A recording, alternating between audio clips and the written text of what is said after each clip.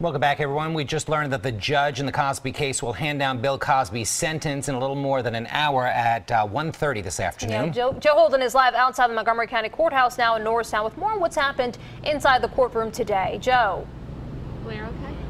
Rahel, Jim, and in the last 25 to 30 minutes, the judge has announced he has found that Bill Cosby is a sexually violent predator. That could come like a pile of bricks upon this defendant when it comes time for sentencing. Now, the judge is going to take the next hour and about an hour, 15 minutes to essentially decide what this sentencing term will be. But before we left the courtroom, Kevin Steele, the prosecutor, the district attorney of Montgomery County, told the judge his thoughts on what should happen, and I have to read it to you. He says that there's been a request from the defense based on infirmities that this should somehow equate to mercy from this court. Kevin Steele said, I would just ask this court to consider in this, quote, ask for a pass, that Bill Cosby was good at hiding this for a long time, good at suppressing this for a long time, and so it has taken a long time to get here. But in the considerations, I asked the court to weigh the considerations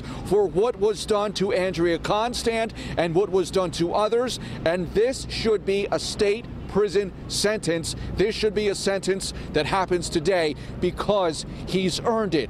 There is still a lot at play right now. Will this be a jail term? Will this be house arrest, which Bill Cosby's team is asking for? Or could this possibly be probation? Remember, sentencing guidelines are calling for between 22 and 36 months. At the high end, prosecutors want between 5 and 10 years. So it comes down to the thinking of one man who is in his chambers there outside courtroom A, that is Judge Stephen O'Neill, who will make his pronouncement inside that court starting at 1:30.